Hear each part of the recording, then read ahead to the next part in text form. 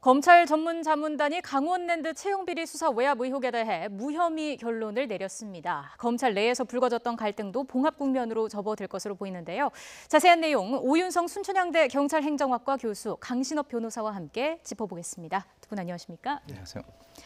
자, 저희가 자세한 내용을 나누기에 앞서서 강원랜드 채용비리 수사 외압 의혹의 내용에 대해서 한번 쭉 정리를 해볼 필요가 있을 것 같습니다. 간단하게 설명을 해주시죠. 아주 복잡한데 사실 간단하게 얘기하면 2015년에 춘천지검에서 이 강원랜드 채용 비리에 대해서 제1차로 수사를 했습니다. 네. 그때 이제 지검장이 최종원 지금 남부지검장이죠.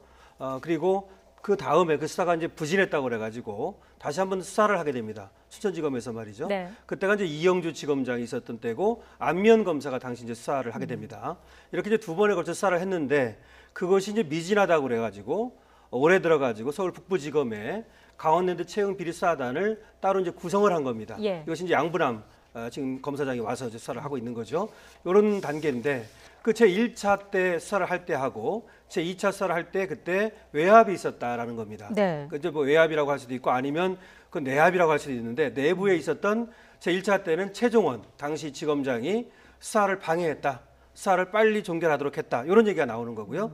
두 번째는 이영주 지검장이 있을 때 2차로 수사를 했을 때 그때는 이제 김우현 반부패 부장이 네. 대검 연구관을 시켜가지고 안미연 검사에게 이쪽에 그 소환하는 거 있지 않습니까? 예. 그 지금 권성동 의원의 보좌관을 소환하는 문제 그거를 보고를 안 하고 소환 통보를 했다고 그래가지고 질책을 했다.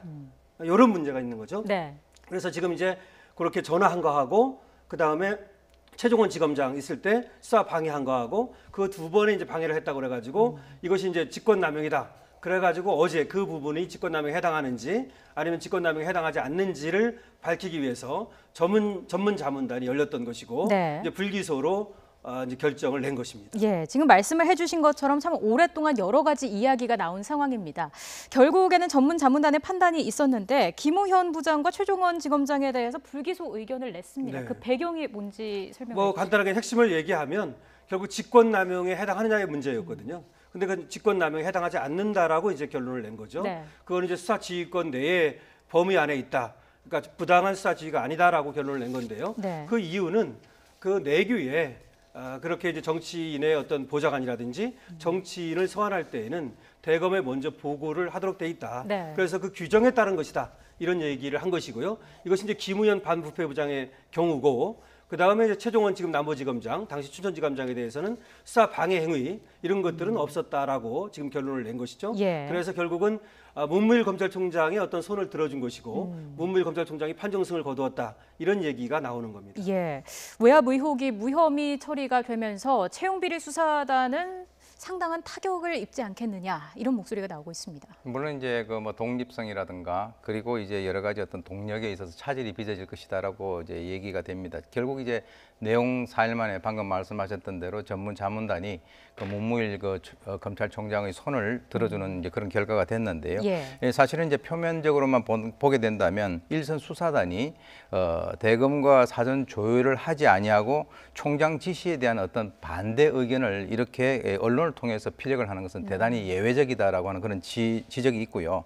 그 왜 내부 의사 결정 과정이라고 하는 그 단계가 있는데 그것을 거치지 아니하고 바로 이렇게 했느냐라고 하는 것이 일반적으로 이 검찰 내부의 어떤 분위기라고 알려져 있습니다. 네. 그래서 이 수사팀이 어떤 보도 자료를 통해서 검찰총장이 결정한 사안에 대해서 문제를 삼는다라고 하는 것은 지금까지 그런 예가 거의 없었다라고 하는 것이죠. 그래서 어떤 의미에서는 그 타격을 입긴 입었지만 저는 좀 다르게 보는 것이 결국은 오히려 검찰총장이 뭐 사과문까지 내게 되고요. 그리고 이제 의사 결정 시스템에 대해서 다시 한번 보완을 하겠다라고 하는 그런 어떤 얘기도 있었고, 네. 그리고 결국은 이제 권성동 의원에 대한 어떤 그 영장까지도 청구를 하는 그런 사안이기 때문에 글쎄요. 독립성, 이 동력에 대해서 이 타격을 입었다라고 하더라도 지금 이제 뭐 그렇게 손해 보는 것은 아니다 이렇게 저는 봅니다. 그 안미연 검사 같은 경우에는 어떨까요? 책임론이 어느 정도 불거질 것 같은데. 물론 그렇죠. 왜 그러냐면은 이 그 안 검사 같은 경우는 최초에 그 김희재 의정부 지검장이 이 안면 그 검사가 이 문제를 제시를 했을 때 언론 원래 이게 그 검사윤리 강령 제 21조에 보게 되면요.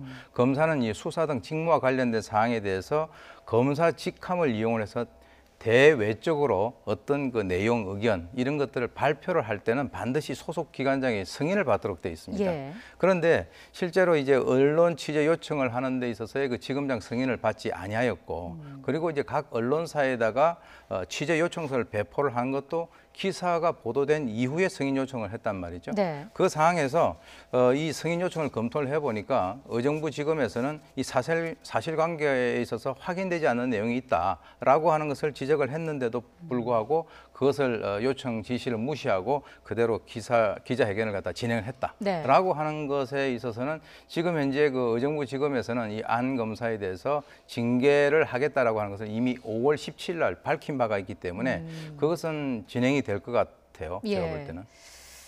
자, 일단 자문단의 의견이 나온 직후에 문무일 총장은 국민을 향해서 사과하는 내용의 입장문을 냈습니다. 어쨌든 문 총장의 리더십엔 좀 상처가 가지 않았을까라는 생각이 드는데요. 아무래도 그럴 수밖에 없죠. 지금 앞으로 이제 과제를 남긴 것이죠. 지금 물론 봉합은 될 수 있습니다. 예. 그렇게 이제 국민에게 사과를 하고 또 이제 수사단에서도 겸허히 전문 자문단의 의견을 받아들이겠다 이렇게 해서 이제 외적으로 봉합은 됐는데 네. 앞으로 이제 내부에서 어떻게 이 수사 지휘를 할 것이며 그리고 또 수사의 어떤 그 정당성이라든지 독립성이라든지 이런 것들을 어떻게 확보해 갈 것인지라고 하는 큰 과제를 남겼습니다. 네. 물론 이제 수사 지휘권이라고 하는 것은 그 존재하는 것입니다. 법에도 말이죠. 검찰청법 제7조에 보면은 여기는 검사 동일체 원칙은 이제 사실은 2004년에 폐지가 됐고요. 다만 이제 직무에 대해서 지휘를 감독을 받는다라고 돼 있거든요. 네. 그런데 거기에 대해서는 그 이제 이의를 제기할 수 있도록 이렇게 만들었습니다. 그래서 검사 동일체 원칙은 폐지가 됐지만 어쨌든 상관의 지휘를 받는 것은 그대로 존재하는 것이고 거기에 대해서 이의가 있을 때는 정식으로 이의를 제기할 수 있는데 예. 다만 이제 언론에 기자회견을 한다든지 이런 식의 어떤 그런 식의 항명으로 비춰지는 그런 방법은 이제 앞으로 지양돼야 되겠죠. 계속해서 네. 이제 그런 문제가 발생한다면 아무래도 검찰이 흔들릴 수밖에 없고 국민에게 어떤 걱정을 끼치는 이런 문제가 있을 수 있기 때문에 앞으로 어쨌든 간에 문무일 검찰총장은 이 조직을 추스려야 되는 네. 이런 과제를 안게 됐습니다. 예, 이 과정이 상당한 부담이 되는 건 사실일 것 같습니다. 이 강원랜드 채용비리 수사단이 자유한국당 권성동 의원에 대해서는 구속영장을 청구했습니다. 어떤 혐의가 적용이 된 거죠? 그렇죠. 이제 뭐 지금 그 강원랜드 채용비리 수사단에서 이제 막바지 어떤 이제 활동을 한 것이라고 볼 수 있는데요. 네. 권성동 의원에 대해서 이번에 구속영장을 청구한 거죠. 혐의는 뭐 직권남용 혐의입니다. 그러니까 국회의원이라고 하는 어떤 그런 직무 범위를 초월해가지고 권한을 남용했다는 것이고요. 그 다음에 업무를 방해했다는 것이죠. 그러니까 강원랜드의 어떤 그 채용이라고 하는 그 당시 예. 치흥집 전 사장인데요.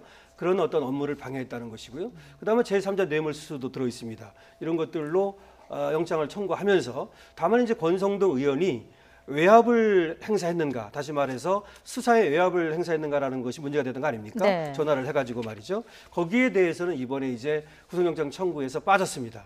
그래서 결국은 채용 비리, 다시 말해서 비서관, 자신의 비서관을 채용하도록 2013년에 뭐 압력을 가했다. 그 부분에 대해서 구속영장이 청구된 겁니다. 네.